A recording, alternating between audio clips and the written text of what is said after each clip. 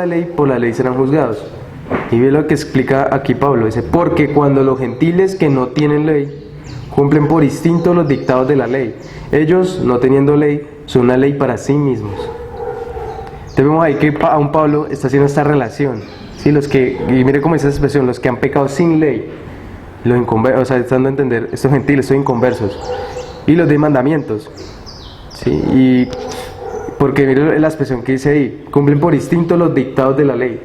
Y o sea, hay una expresión muy común que dice que, o sea, que cuando Pablo dice esto es porque esos gentiles vivían sin ley. Y es mentira, si uno puede observar un poco las otras culturas, otras religiones, ve que al contrario ellos tienen muchas normas y muchas leyes, ¿sí? Y muchas de esas son muy parecidas a los 10 mandamientos. Inclusive yo sé que ustedes han sido partícipes de un folletico que llama el Camino a la Felicidad, que son como 15 puntos que dice qué es lo que tiene uno que hacer para ser feliz.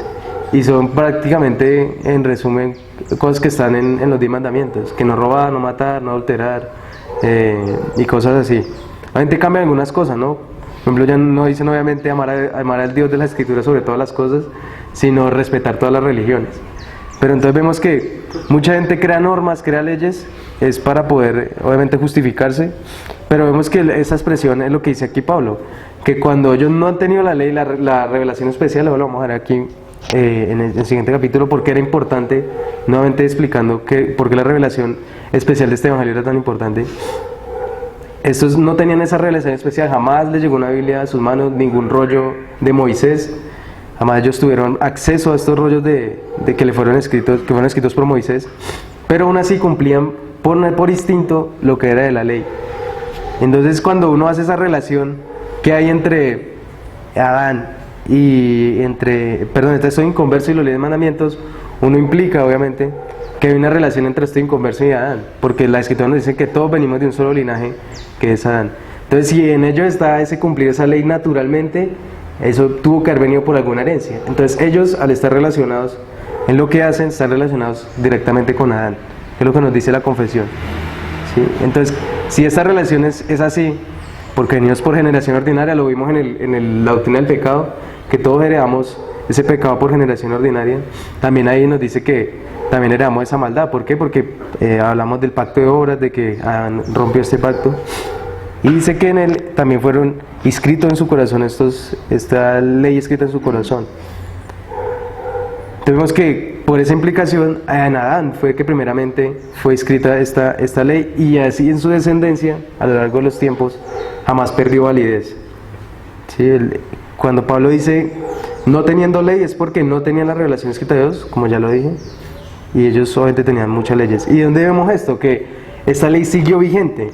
No es que Adán cayó y esa ley escrita en su corazón quedó abolida, aunque hubo obviamente un mandamiento especial, ¿no? Lo vemos en Génesis 2:17, cuando dice que todo árbol de huerto podrán comer menos del árbol del conocimiento del bien y del mal.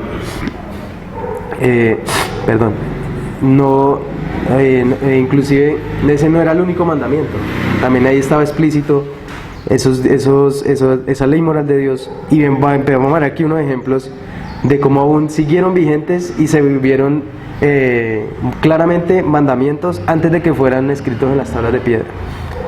Vemos ahí que cuando dice ley para sí mismos, vemos ahí que aun cuando no había sido escrito estos 10 mandamientos, vemos por ejemplo cuarto mandamiento en Génesis 2:3, ¿sí? Cuando dice guardar el día de reposo, ¿sí? Dice claramente el Señor, y el séptimo día será para separarlo, para guardarlo, ¿sí? El día de reposo, ¿no? Y no dice séptimo, el día de reposo. También vemos ahí el ejemplo en el quinto mandamiento, en Génesis 37:10, ¿sí? Este mandamiento, creo que el de honrar a padre y madre, ¿sí? Porque ahí creo que está hablando de honrar a las autoridades, ¿sí? Hay una expresión ahí. Pues no voy aquí a citar todos los textos, sino que para que ustedes los estudien también en casa, incluso ahí están en la confesión, estos mandamientos. Por ejemplo, el sexto mandamiento, el de creo que no robar, no matar, perdón, no cometerás homicidio. Aquí dice, pone el ejemplo de Abel y Caín, ¿no? Caín y Abel, en Génesis 4, del 3 al 15, donde muestran que ya al final el Señor así esto habla con Caín, ¿no? Dice, ¿por qué asesinó a tu hermano? ¿No? Lo confronta, ¿no? También vemos ahí séptimo mandamiento, Génesis 12:17, octavo mandamiento, el séptimo mandamiento, no adulterarás, no cometerás adulterio, Génesis 12:17, creo que es ahí una escena con la esposa de Abraham, con Sara, donde alguien quería tomarla por esposa, creo que es ese contexto. Lo nombro aquí para que vean que en Génesis ya estaban presentes esos mandamientos que hoy conocemos con esos nombres, ¿no? De no honrar a padre y madre, no matarás, no adulterarás, que hemos visto también en el Sermón del Monte. El octavo mandamiento también lo podemos ver ahí en Génesis 31:30, el noveno mandamiento en Génesis 27:12, el décimo mandamiento en Génesis 6:2, y así vemos que aunque los 10 mandamientos no son un tratado exhaustivo de la ley de Dios, sí son un resumen de lo que es la ley moral de Dios. Vemos ahí que cuando se terminan de escribir los 10 mandamientos, en Levítico se amplía qué es lo que quieren decir esos 10 mandamientos específicamente. En muchas áreas específicas de la vida se ve cómo estos 10 mandamientos sí tienen que ver con el diario vivir de nosotros. Incluso si ustedes tienen la oportunidad de poder estudiar los catecismos menor y mayor de Westminster, van a ver ahí cómo los puritanos escribían deberes para con este mandamiento, y eso era una lista muy larga y tenían que ver con cosas específicas de la vida de nosotros. Incluso me pareció muy, muy curioso, estaba revisando estos documentos de fe, cuando en no adulterarás dice que aún es pecado, o sea, los pecados implicados ahí cuando los solteros alargan el matrimonio sin, digamos, razones justificadas. Cuando injustificadamente alargan su periodo para casarse, aún eso decían ahí ellos que era pecado, ¿sí? Cuando obviamente sabemos que no, obviamente sí hay razones de peso, de pronto decisiones personales de celibato, pues eso ya es otra cosa, o de continencia que Dios lo da. Pero cuando hay algo negligente y suficiente, aún ellos decían que eso era violar el séptimo mandamiento. Entonces yo quedé impresionado de ese entendimiento que ellos tenían aún de estos mandamientos. Y es un ejemplo, o sea, ahí, por ejemplo, en algo que también hemos visto cuando estudiamos los 10 mandamientos con Robinson, vimos que cuando decían no tomar el nombre de Dios en vano, era también no tener una falsa profesión. O sea, decir que uno es cristiano y luego vivir como no es, eso también demostraba que uno estaba invalidando este mandamiento, aunque ahí no dijera tener una falsa profesión, pero está implicado ahí en ese mandamiento de no tomar el nombre de Dios en vano. Tenemos que los 10 mandamientos no son un tratado exhaustivo, sino más bien es un resumen general de todo lo que es la ley moral de Dios. También la confesión ahí nos habla, entonces ya vimos aquí que esa ley tiene una identidad. Y también la confesión nos dice que esta ley tiene una triple clasificación.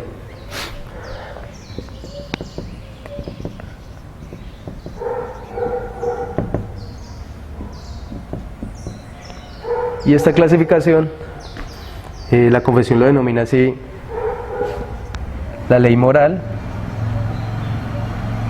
la ley civil o judicial, también le llaman algunos, y la ley ceremonial. Entonces yo sé que algunos van a decir, bueno, pero eso no está en la Biblia. El Levítico, en Éxodo, yo no veo esa clasificación de esas leyes. Pero vamos a ver aquí unos argumentos que da la confesión misma de por qué se hace esta distinción entre esas tres leyes. Y nos vamos a apoyar en el libro de Éxodo. Vemos ahí que en Éxodo 20 se da la ley moral. Todos los que han leído las Escrituras saben que en Éxodo 20 está resumido lo que es la ley moral de Dios, los 10 mandamientos. Luego, del 21 al 23, se dan a Moisés las leyes civiles. Y luego vemos ahí en Éxodo 24, el capítulo 24, se ratifica el pacto, perdón. Y en Éxodo 25 y siguientes, los siguientes capítulos, hasta el final, creo, se dan leyes ceremoniales en cuanto a la construcción del tabernáculo. Tenemos una distinción: primero ley moral, luego son leyes civiles, se ratifica el pacto y luego se dan unas leyes ceremoniales de cómo debe hacerse el tabernáculo. Y además También otra evidencia muy fuerte de por qué se da esta triple clasificación es porque los mismos creyentes del Antiguo Testamento hacían una distinción entre estos mandamientos. Ahí en Jeremías 7, 22, 23 dice lo siguiente: porque yo no hablé a vuestros padres, dice, ni les ordené nada en cuanto a los holocaustos y sacrificios, el día que los saqué de la tierra de Egipto, sino que esto es lo que les mandé, diciendo: escuchad mi voz, y yo seré vuestro Dios, y vosotros seréis mi pueblo, y andaréis en todo camino que yo os envíe, para que os vaya bien. Entonces vemos ahí también que este profeta está haciendo una distinción, ¿sí? Antes de que se fuera revelado todas estas leyes ceremoniales, hay un mandamiento de Dios, una ordenanza era que anduvieran en sus caminos, ¿sí? Dice ahí, ¿no? O sea, estas cosas. Entonces vemos ahí también como los mismos, incluso hay muchas más citas, ¿no? En Salmo 51, en otras regiones de Salmos, el rey David también hacía muchas de esas distinciones entre la ley. Entonces no es algo que los autores de la confesión se inventaron, ni que ellos dijeron esto es lo que mejor nos parece, sino que vieron que eso estaba ya en las escrituras y lo tomaron y lo pusieron de esta manera. Entonces, resumiendo, 3 clasificaciones que es lo que habla aquí la confesión. También la confesión nos enseña ahí, o sea, que actualmente cuál es la posición de estas leyes, sobre todo la civil y la ceremonial. Y vemos ahí que Hebreos 8:13 nos dice que esta ley ha expirado, ¿sí? Tanto la civil como la ceremonial ya no hay que cumplirla porque todos la ha cumplido Cristo. Si Cristo cumple perfectamente todas esas leyes ceremoniales, todas las leyes que preparaban el sacrificio, que el cordero, todas las leyes que vemos en Levítico, en Éxodo, todo eso Cristo lo cumple a la perfección. Nosotros no tenemos ya que volver a matar un cordero, que presentarnos ceremonialmente puros, que guardar fiestas, que todo eso Cristo lo cumplió perfectamente. Eso lo vimos ya en Cristología y lo vimos a resumir aquí con Cristo como mediador. Y nos dice ahí Hebreos 8:13, también tengo que aclarar, ¿no? Aquí el lenguaje que usa el autor de Hebreos, porque habla como de las cosas tan próximas a aspirar, y es porque esta carta fue probablemente escrita antes del año 70 antes de Cristo, y pues los hermanos que han estudiado un poco saben que en el año 70 fue cuando este general Tito se tomó Jerusalén y la destruyó totalmente, destruyó el templo, destruyó todo, y se dice que ahí terminó lo que se denomina como la dispensación judía o el Estado de Israel como tal, y ahí para adelante ya no existe para Dios lo que era la teocracia y todo lo que vemos en el Antiguo Testamento. También lo que dice Hebreos 8:13, cuando él dijo: un nuevo pacto hizo anticuado al primero, y lo que hace anticuado y envejece está próximo a desaparecer.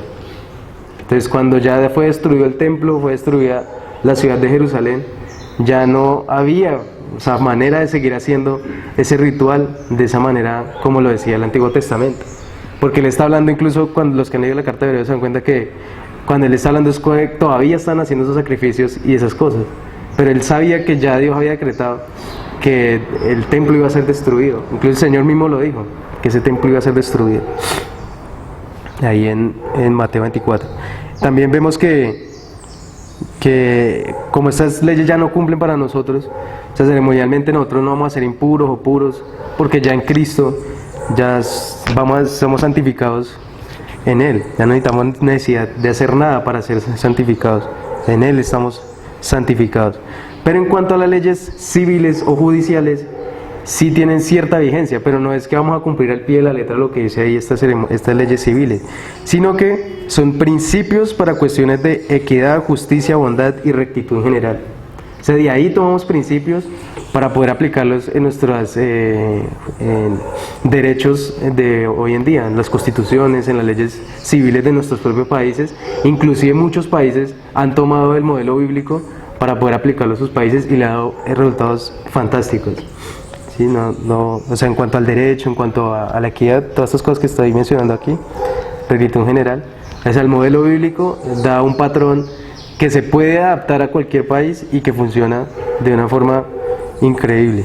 Incluso, pues yo sé que pronto esto va a ser tema más adelante, lo que nosotros aquí hablamos muchas veces del liberalismo clásico, que simplemente ver esos principios de la ley civil y aplicarlos hoy en día a la política. Y por eso es que nosotros a veces decimos que Dios no se ha callado en materia política. ¿Sí? No podemos separar política y religión porque son dos hermanitas que están ahí unidas. ¿Sí? Obviamente en cuanto a instituciones sí hay que hacer esa separación. Iglesia y Estado, como no vayan en iglesia, eso tiene que estar separado. Si esas dos instituciones jamás pueden estar juntas porque se va a prestar es para malentendidos, para abusos, para violar derechos y todo un montón de cosas, excederse deberes. Pero en cuanto al pensamiento y como personas, sí, religión y política siempre van a estar unidas. Sí, puede ser que una persona no profese cristianismo, pero el hecho de que tenga su propia religión, culto a sí mismo, es la razón, eso es una religión y ellos te van a aplicar eso así. Entonces, aquí por no desviarme tanto del tema, vemos que las leyes civiles tienen una aplicación hoy en día. También vemos que finalmente en los últimos párrafos, o en el último párrafo, últimos dos párrafos creo, se habla de una obligación inherente a la ley de Dios. No es que como quieren decir los antinomianos, bueno, ya estamos en el Evangelio, no tenemos que cumplir la ley, ya todos podemos vivir como queramos. Pero vemos que no es lo que nos dicen las Escrituras, porque siempre se levantan esas cuestiones, ¿cierto? Bueno, si somos salvos por fe, somos justificados gratuitamente por la gracia de Dios a través de Jesucristo. Entonces, ¿para qué necesitamos la ley? Si Cristo ya cumple perfectamente, incluso todas las tres por nosotros, ¿qué necesidad tenemos otra vez de sujetarnos a esa ley? Entonces vemos que la ley tiene doble función, por ponerlo así en esos términos. En cuanto a los inconversos, es para dejarlos sin excusa.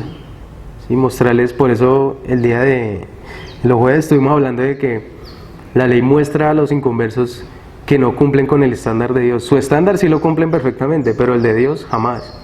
Y ellos pueden decir, yo no robo, yo no mato. En ejemplo, yo nunca he asesinado a nadie. Pero cuando le mostramos que el Señor dice ahí en el Sermón del Monte que matar no es solamente físicamente, sino odiar a una persona y hacerle todo el mal, ahí sí todo el mundo dice, yo he matado. Sí, porque el estándar de Dios es mucho más alto. Sí, entonces esa es una primera función, mostrar a los inconversos que están destituidos de la gloria de Dios y que no alcanzan el estándar de Dios y jamás van a poder hacerlo por sus propias fuerzas. Y también da una doble función. Cuando es hacia los creyentes, esta funciona como una regla de vida que vindica y demuestra la salvación. ¿Sí? Esto es una regla de vida, no es una camisa de fuerza, no es una obligación, no es que cumplir la ley es tan pesado, no es que lo que Dios dice es tan pesado, no adulterarás, no, Dios mío, es tan difícil. Jamás, cuando vemos ahí que Pablo dice, el salmista dice que él se deleita en hacer la voluntad de Dios, que dice que la ley de Dios es su delicia, como estar uno consumiendo miel. ¿Sí? Dice que así de delicioso, bueno, hay personas que no le gustan la miel, pero lo que estoy diciendo es eso, que hay un gusto, un deleite, ver la ley de Dios y hacerla, porque obviamente eso lo ha puesto Dios en nuestros corazones. Pero para el creyente es eso, es delicia, es un placer, es libertad. Cumplir la ley de Dios no es ninguna camisa de fuerza, no es ninguna obligación. ¿Y dónde vemos este ejemplo? Vemos ahí que, no voy a leer todo ese pasaje, sino que para que lo tengan ustedes ahí presente, Efesios 4:25 hasta el 6:4. Ahí que hay una serie de imperativos, de órdenes o de ordenanzas, de preceptos que da Pablo ahí, que están muy relacionados con los 10 mandamientos. Dice ahí cosas como no enojarse, ¿sí? No se ponga el sol de nuestro enojo. Obviamente eso está hablando acerca de no matarás, como lo enseñó el Sermón del Monte del Señor. Ahí también habla de no robar, o sea, el que dice ahí, el mismo explica, dice, el que robe ya no robe más, sino que ahora trabaje y provea para otros. También habla de no decir malas palabras, o sea, que nuestra boca no sea para decir truanerías, malas expresiones. Sí, entonces está hablando obviamente ahí, sabemos que por implicación falso testimonio, tomar el nombre de Dios en vano. También habla ahí acerca de amar a las esposas, ahí en Efesios 5, amar a las esposas deben también respetar a sus maridos, y ahí está hablando explícitamente de no cometer adulterio. Esa es la forma positiva de no cometer adulterio. También habla ahí en Efesios 6 de criar a los hijos, y obviamente está hablando de honrar a los padres, ese mandamiento, el cuarto mandamiento, honrar a los padres. Entonces vemos que si el Nuevo Testamento, cuando estamos en la gracia, como dicen algunos en el Evangelio, sí tenemos que cumplir la ley de Dios, pero no como algo que tengamos que hacer para poder salvarnos, no, somos salvos y ahí sí cumplimos todos estos mandamientos de la ley de Dios. Antes tampoco debemos caer en obedecer la ley para salvación, o sea, no, porque muy sutilmente uno puede caer en eso. ¿Sí? Entonces uno habla en este lenguaje y dice, no, pues tenemos que obedecer la ley. Sino que, nuevamente lo repito y lo reitero, que eso quede muy en nosotros, que para nosotros la ley es regla de vida. Y lo dice ahí la confesión.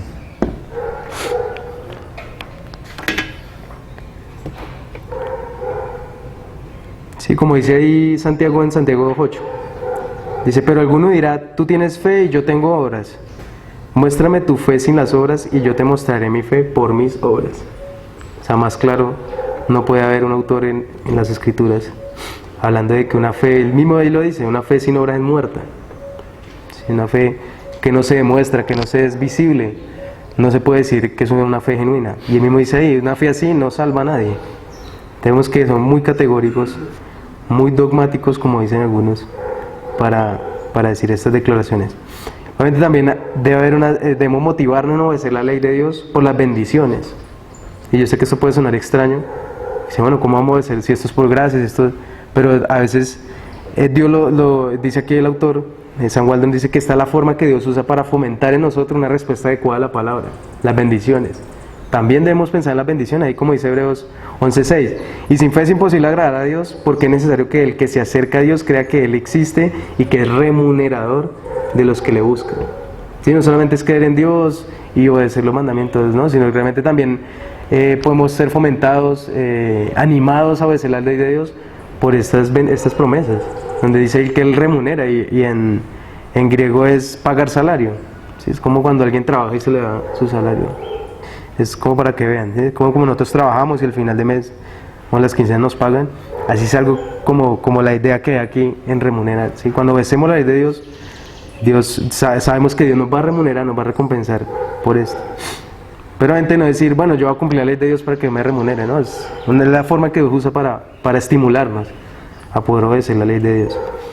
Y también nos habla ahí la confesión que la ley del Evangelio no están en conflicto. ¿Sí? Porque mira lo que dice Gálatas 3:21. Dice, si esto es así, hace la pregunta Pablo, estoy tomando aquí la versión de la nueva versión internacional. Dice, ¿estará la ley en contra de las promesas de Dios? ¿Estará la ley en contra del Evangelio, de Cristo, de todo lo que Él hizo, todo lo que Él promete? Mira lo que dice Pablo, de ninguna manera. Si se hubiera promulgado una ley capaz de dar vida, entonces sí que la justicia se basaría en la ley.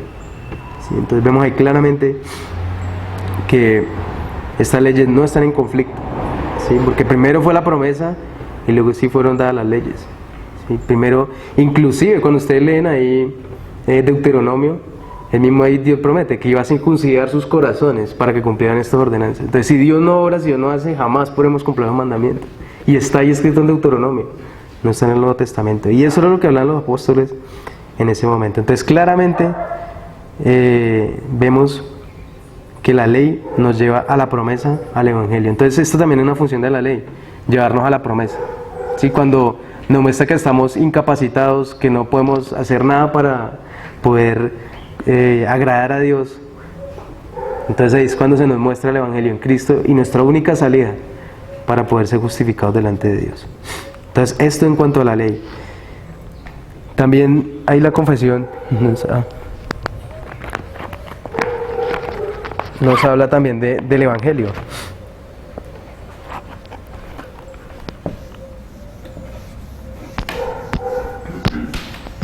Y vamos a ver cómo sí se relaciona estos dos grandes temas de la Biblia. Jamás van a estar en conflicto, jamás fue la mente de Dios, como algunos quieren hacernos pensar que han estado en conflicto, sino que siempre ha estado en la mente de Dios, real de esta manera.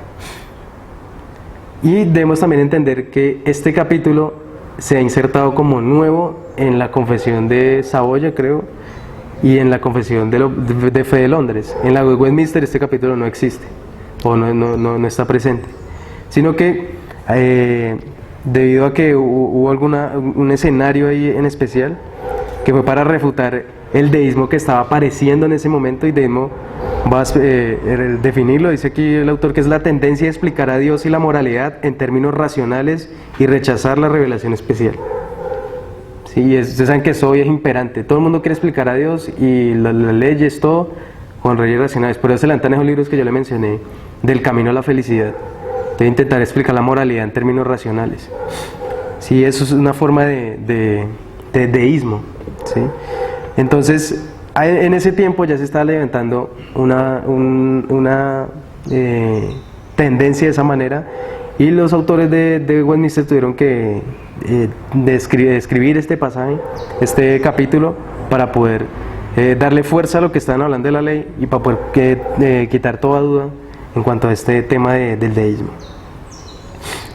Y vemos ahí cómo vamos a ir desarrollando esto. Y la confesión primero nos habla ahí en el Evangelio de la inauguración de esta revelación. Y nos habla de Génesis, el archifamoso Génesis 3:15.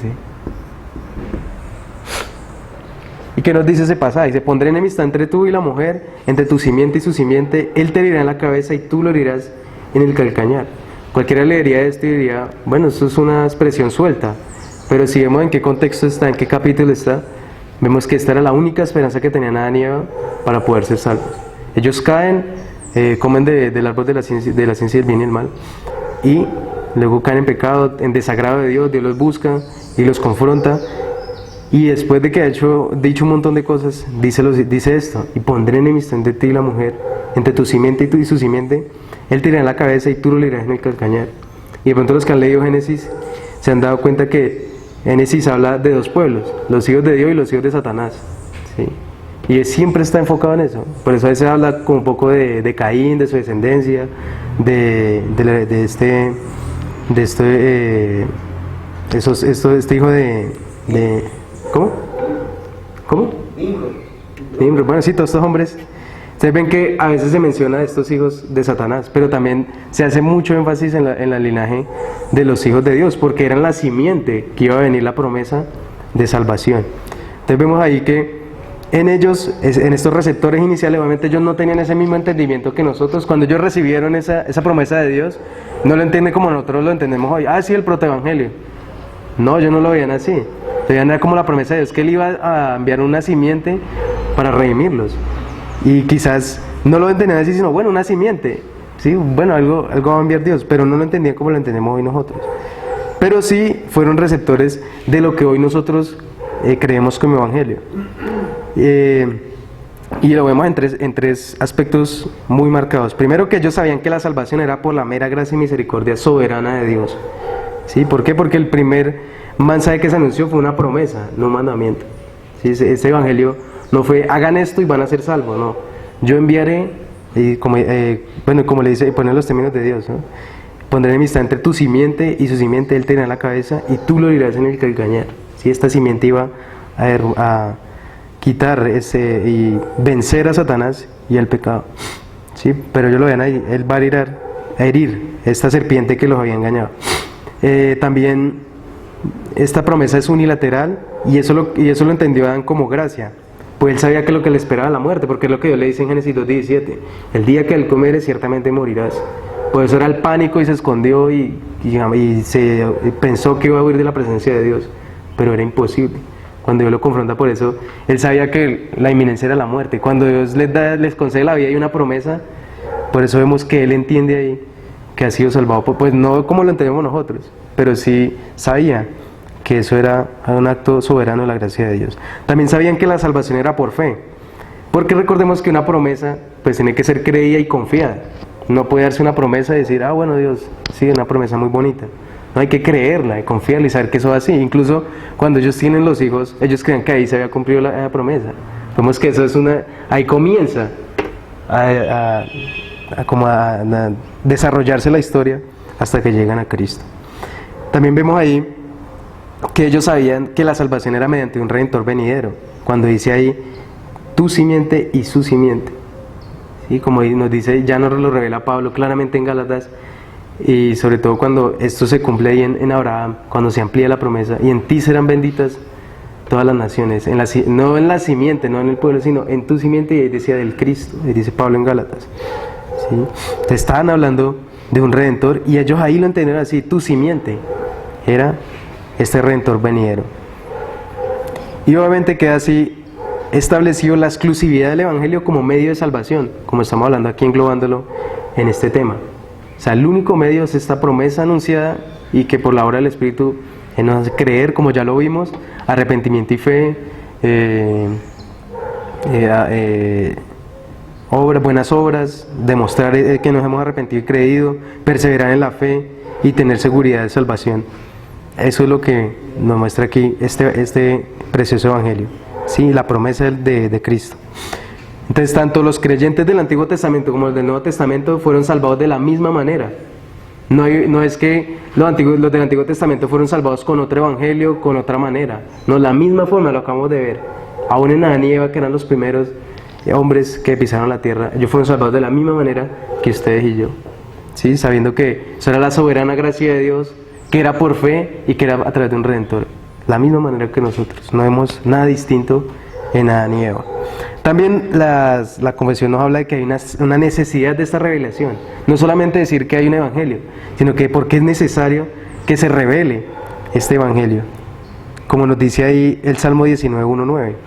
Pues no va a leerlo todo, pero ustedes saben que ahí en la primera parte está hablando de la revelación general, lo que denomina en teología como la revelación general. Dice que los cielos cuentan la gloria de Dios y bueno, un montón de cosas más, hablando acerca del ser, la sabiduría, la santidad, la justicia, la ley, la ira y la bondad de Dios. Pero sin embargo, esto no es el evangelio. Sí, aunque uno pueda por la creación saber que hay un Dios que lo ha creado todo, que es benigno, porque nos da muchas cosas y cosas maravillosas, aún vemos ahí en ese lenguaje de estos primeros, de los versículos 1 al 6, ninguna revelación salvífica a través de la creación. Sí, la creación no nos puede hacer salvos. Cuando uno, sobre todo esos científicos, siempre llegan a la creencia de que hay un Dios, pero no al Dios de las Escrituras y a la promesa de salvación. Y mucha gente le ha pasado así, y sobre todo, los hermanos aquí que estamos en círculos académicos en cuanto a biología y todas esas cosas, sabemos que mucha gente ha sido agnóstica, atea, pero luego llega a un gnosticismo, a una creencia en Dios, pero se quedan ahí, no siguen avanzando porque obviamente es necesaria la revelación especial de Dios para poder creer el mensaje. Y después vemos que los versículos siguientes de este Salmo 19, del 1 al 9, o del 9 al 11, contiene repetida afirmación de la eficacia salvadora de la revelación especial y contrasta con lo de arriba. Sí, la ley de Jehová es perfecta, la ley de Jehová es clara, la ley de Jehová dice aquí que el testimonio de Jehová es seguro, ¿sí? Que hace saber el sencillo, que aquí habla de estas cuestiones, de alumbrar los ojos, alegra el corazón, alumbra los ojos. Vemos que estos son afirmaciones de lo que es que esta salvación es eficaz, ¿sí? Y obviamente, vuelvo y lo repito, arriba no se ha mencionado nada. Cuando uno lee el Salmo 19, no se ha mencionado nada acerca de salvación, simplemente que la revelación general revela que hay un Dios, no más. Entonces, obviamente, la revelación general no salvar a nadie, hay una necesidad, una urgencia de predicar el Evangelio, de anunciar este Evangelio, esta revelación que hay en las Escrituras, porque obviamente sabemos que aunque todos mueren, aunque no se les predique el Evangelio, van a morir, van a perecer, porque por el pacto de obras todos no tenemos ningún derecho de ser salvos, Dios no está obligado a salvar a nadie, pero por esta promesa de Dios de que va a salvar a muchos, es que nos vemos motivados a ir a anunciar el Evangelio, porque es la única forma de poder llamar eficazmente a los perdidos. Entonces, aunque debemos tener también siempre la soberanía de Dios, Dios soberanamente va a salvar a los suyos. Él sabe quiénes son los suyos, Él ha decretado cuáles son los suyos, ha decretado los medios y Él sabe en su momento a quienes va a salvar. Entonces, como dice Él también ahí en Hechos 17, 29, 30, dice, siendo pues linaje de Dios, no debemos pensar que la naturaleza divina sea semejante a oro, plata o piedra, esculpidos por el arte y el pensamiento humano. Por tanto, habiendo pasado por alto los tiempos de ignorancia, Dios declara ahora a todos los hombres en todas partes que se arrepientan. Sí, obviamente Él dice, Él no está haciendo aquí distinción, solamente los de Asia tienen que arrepentirse. sino está hablando todas las personas, todo linaje, como nos dice Apocalipsis, gente de toda tribu, lengua, raza y nación, deben conocer este mensaje. Entonces hay una urgencia de predicar y de anunciar este evangelio. También nos habla aquí la confesión de que esta revelación, de la soberanía de esta revelación, ¿sí? Dios soberanamente decide revelar esta promesa de salvación, este Redentor, a los que Él quiere. No es como hoy en día se quiere hacer saber que es una obligación, ¿sí? Cree en Cristo, cree en Cristo, cree en Cristo, ¿no? Dios, uno siente, anuncia el mensaje y soberanamente Dios, Él va a saber a quién va a salvar y a quién no. Incluso el mismo anunciamiento, como nos dice aquí Jesús, en este contexto de Mateo 11, 25, 26, dice Él: Te alabo, Padre, Señor del cielo y de la tierra, porque ocultaste estas cosas a sabios inteligentes y las revelaste a los niños. Sí, Padre, porque así fue de tu agrado. Así le plació a Dios revelar estas cosas a los que Él quería, ¿sí? Como también hemos visto en Efesios. Entonces debemos entender que Dios es soberano en esta salvación. Él no está obligado a salvar a nadie, vuelvo y lo repito, porque nos queda muy claro. Y cuando Él salva a una persona, lo hace por el puro afecto de su voluntad, como lo vemos en Efesios capítulo 1, muy claramente. Él, por el afecto de su voluntad, nos llamó, ¿sí? Nos salvó. No porque nos portamos bien, porque éramos muy lindos, porque teníamos algo especial, sino porque Él simplemente le agradó. Todos estamos descalificados y Él le agradó salvarnos. También tampoco Dios está obligado a darnos oportunidades de salvación. ¿Sí? No es, bueno, le voy a dar las oportunidades. No, es que Dios no está obligado con nadie, ni quiere oportunidades. Él si lo va a hacer, lo hace. No da chances. Como alguna vez de pronto yo también pensaba, ¿no? Bueno, cuando esté viejo me voy a arrepentir, cuando Dios no me ha llamado eficazmente. Y uno llega a pensar así, ¿no? Cuando uno esté anciano, cuando esté en el lecho de muerte, se arrepiente uno. Pero no es así. Cuando es la obra de Dios, sí o sí lo va a salvar a uno. Y no hay reversa. Y también vemos que es el único medio para llamar a los escogidos. Miren lo que dice Hechos 4:12. Dice: En ningún otro hay salvación, porque no hay otro nombre bajo el cielo a los hombres por el cual podamos ser salvos. Solamente Cristo salva. Solamente la proclamación de esta promesa hecha en Génesis 3:15, de esta simiente, de este Redentor, puede hacernos salvos. De resto no hay nada que pueda eficazmente salvar a una persona, ¿sí? Y también vemos que, ya lo hemos visto, Dios ya no solamente ha decretado a quienes va a salvar, sino los medios que va a usar para salvarlo.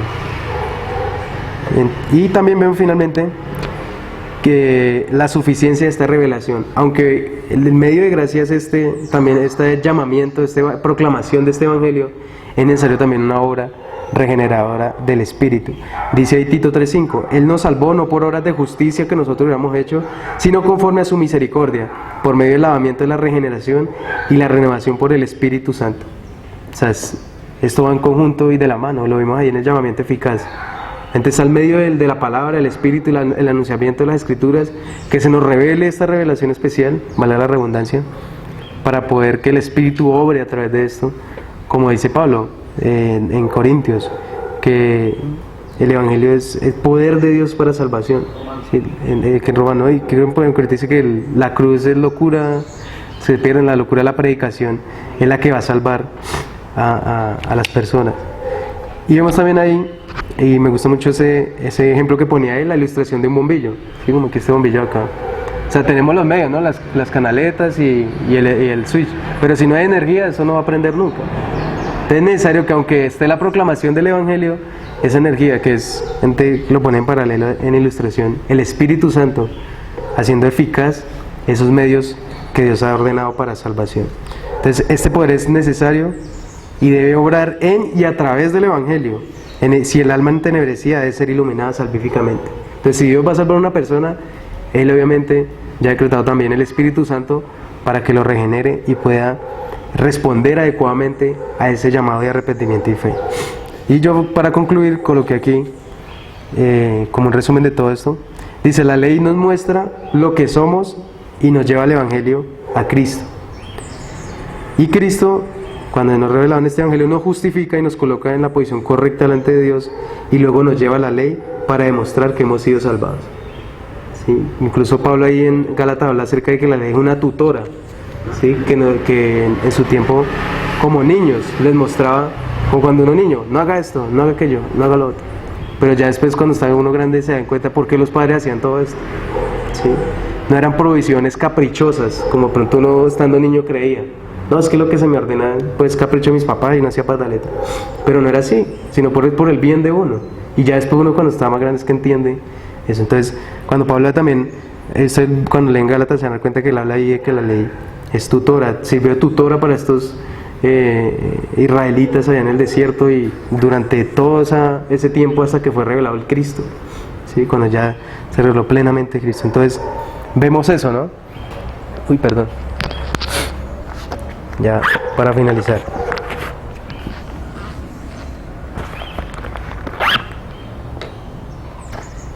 Que ya aquí, o sea, la ley nos lleva a Cristo y el Evangelio nos lleva a la ley. Entonces, esa es la relación y es la conclusión final de todos estos dos temas. Tenemos aquí por terminado